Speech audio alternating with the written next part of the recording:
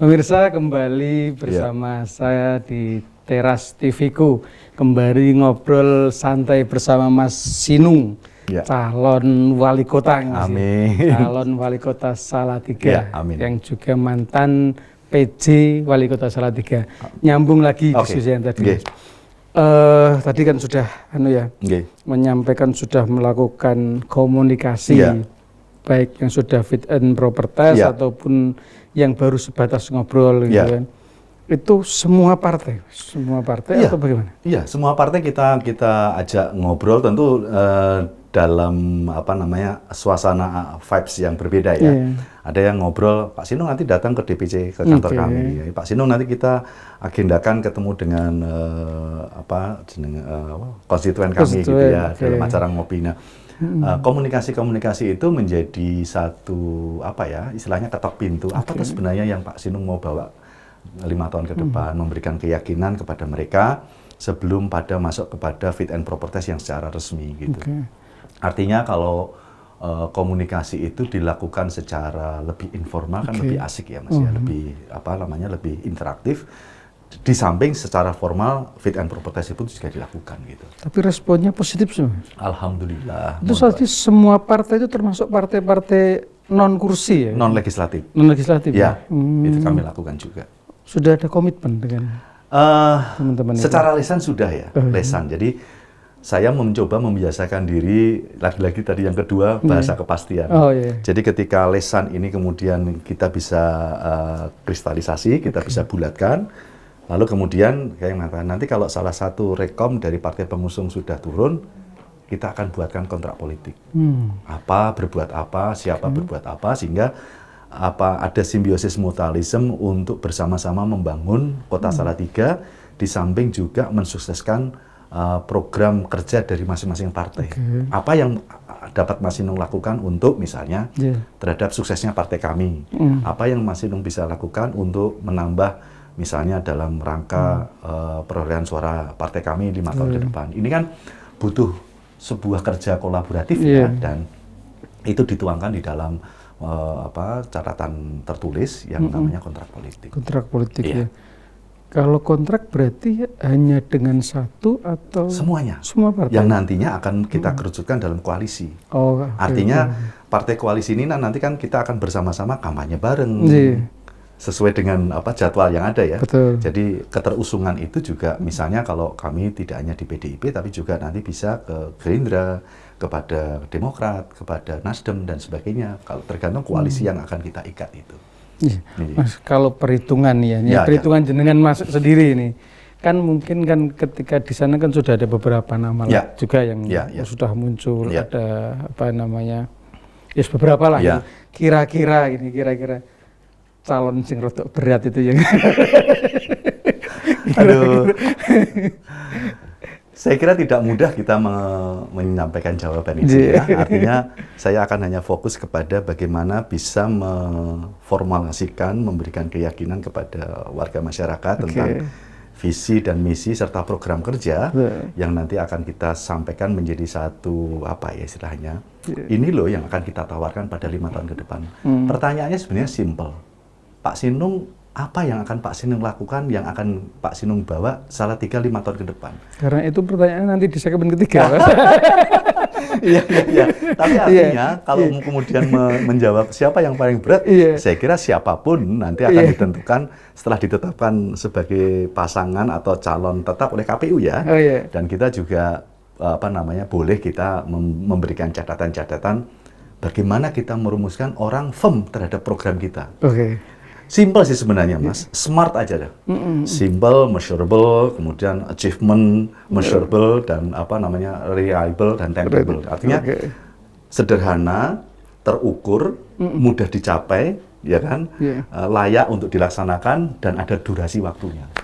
Smart gitu kan gitu. Betul nggak? Yang sering kali kita dapat di bangku kuliah. Iya.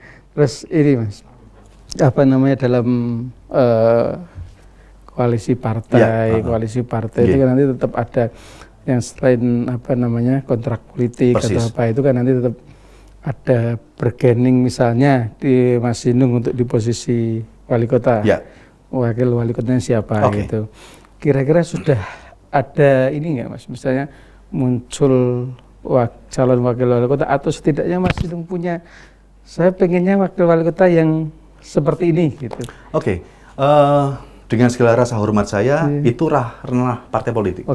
Maka kemarin waktu kami berdiskusi dengan teman-teman dari PDIP, pertanyaan itu muncul.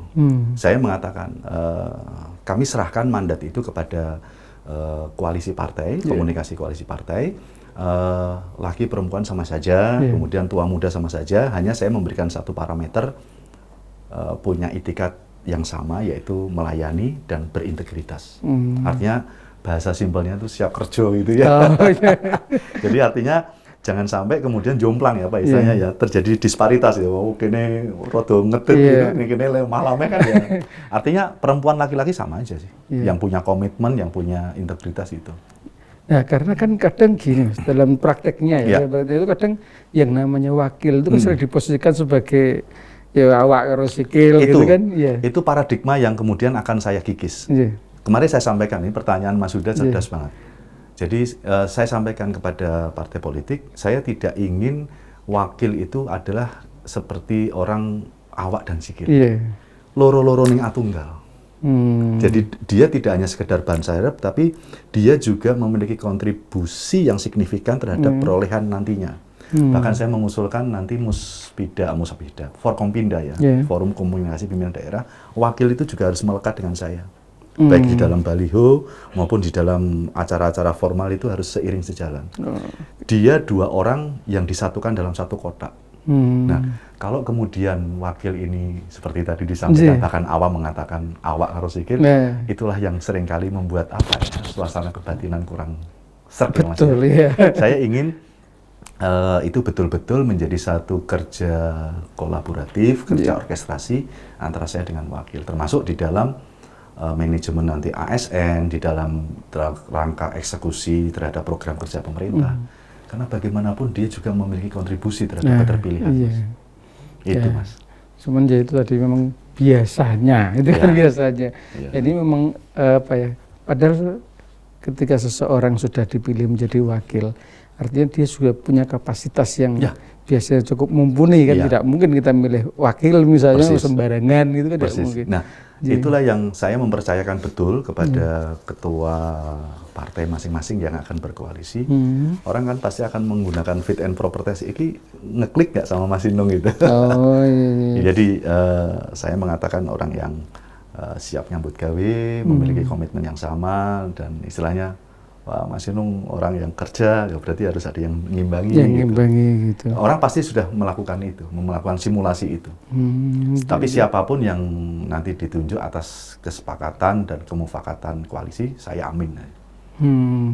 Artinya memang sepenuhnya sudah diserahkan kepada koalisi gitu ya. Tidak harus si A, si B, si A, si B, gitu ya. Mas Inung, kembali ke ini soal Salatiga, Mas Inung. Mas Inung kan kemarin jadi PJ itu berapa? 19 bulan. Hampir 2 tahun ya, kurang 5 bulan lagi. Kalau Mas Inung sendiri melihat saat ini kondisi Salatiga seperti apa sebenarnya? Ya saat ini sedang bertumbuh ya, dan sebentar lagi bulan ini tanggal 24 nanti ulang tahun Salatiga juga jadi kota Salatiga. Nah, Salatiga itu kota yang sedang bertumbuh, dia menjadi penyangga baik kota Semarang maupun Solo sendiri. Maka lewat Pak PJ Wali Kota hari ini yang menggantikan kami, itu beliau meneruskan beberapa program untuk terutama pada penyelenggaraan event. Event itulah yang kemudian bisa memberikan daya magnet orang datang ke Salatiga.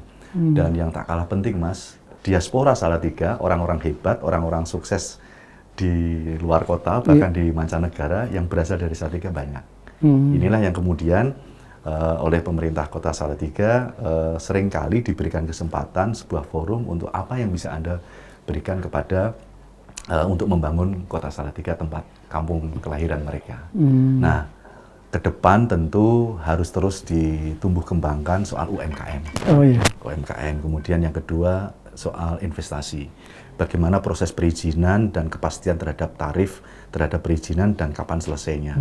Dan yang ketiga antara lain adalah soal kinerja efektivitas dari aparatur sipil negara, terutama pada pelayanan publik dan perizinan itu. 3 ini saja dulu yang akan menjadi satu target utama bagi kami, maka yang lainnya akan menjadi ikutan. Gitu.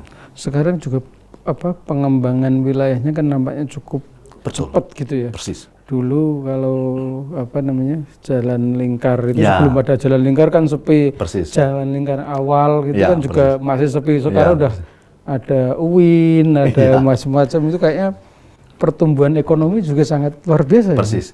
UIN juga banyak memberikan kontribusi soal bagaimana pengembangan UMKM ya. Karena beberapa mahasiswa dan mahasiswi yang sangat kreatif itu pada waktu kami menjadi PJ, kesempatan itu, interaktif itu selalu akan ada semacam ruang untuk bisa saling berkolaborasi. Demikian juga dari UKSW yang seringkali juga memberikan saran masukan terhadap dialog-dialog yang lebih konstruktif. Saya sangat apresiatif ya dengan adanya 2 perguruan tinggi negeri, meskipun ada 2 perguruan tinggi lainnya. Saya kepengen Salatiga ke depan itu lebih menginternasional, lebih berskala global, karena 2 perguruan tinggi ini baik UIN maupun UKSW itu sangat potensial. Kemarin dalam satu komunikasi kami dengan forum doktoral ini, saya sempat membangun komunikasi dengan forum PhD di Indonesia yang ada di Bandung, itu siap memberikan dukungan untuk menginternasionalisasi event-event akademik yang ada di Salatiga. Artinya Salatiga siap menjadi tuan rumah. Tentu, gitu? Diawali dengan beberapa event seminar yang levelnya internasional. Selain daripada itu tentu ada tindak lanjut bagaimana keberpihakan ya pemerintah di dalam hadir untuk memfasilitasi, mewujudkan gitu kota Salatiga menjadi salah satu kota pendidikan di Jawa Tengah. Nah, perkembangan kampus-kampus di Salatiga itu kan Mas, mau tidak mau kan membuat penambahan penduduk itu kira-kira akan berdampak langsung pada masalah sosial, masalah budaya di masyarakat itu. Ya, alhamdulillah dalam kesejarahan Salatiga sejak adanya perguruan tinggi swasta seperti UKSW dan UIN ini, persoalan-persoalan sosiologis ini masyarakat Salatiga cukup adaptif ya. Artinya welcome terhadap keberagaman. Maka tidak mengherankan kalau dalam 5 tahun belakangan selalu Salatiga 3 besar masuk di dalam kota tertoleran se-Indonesia. Artinya sikap keterbukaan, sikap egaliter, dan sikap yang kompromistis terhadap keberagaman itu bisa kita andalkan. Itu yang kita rawat terus, sehingga kalau toh kita kedatangan di dalam putra-putri dari seluruh Nusantara untuk bersekolah di Salatiga, cepat sekali untuk beradaptasi. Artinya semakin banyaknya mahasiswa yang di Salatiga itu justru menjadi aset untuk pengembangan. Dan itu menjadi bahkan pengayaan ya. Salah satu hal yang menarik sepele saja. Ada event Nusantara Mas, namanya event Nusantara itu Festival Indonesia. Jadi dari Sabang sampai Merauke yang mahasiswa tempat mereka berasal itu bisa menampilkan budaya itu dan kita fasilitasi. Itu contoh simpel saja. Pameran kuliner Nusantara, kemudian beberapa hal yang kita fasilitasi melibatkan anak-anak atau adik-adik dari seluruh wilayah Nusantara, dan itu menjadi bagian yang ini panggung kita. Dan mereka meskipun ini beberapa tadi sempat memberikan DM ke saya di Instagram, Pak Sindong, saya bukan orang Salatiga, saya pendatang, saya perantau, saya sekolah di Salatiga, tapi saya ingin mensukseskan pilkada. Kan keren banget tuh. Tambah suara. Siap. Amin. Nanti bagaimana Salatiga akan dibuat nanti kalau Mas bisa jadi akan kita saksikan setelah yang satu ini.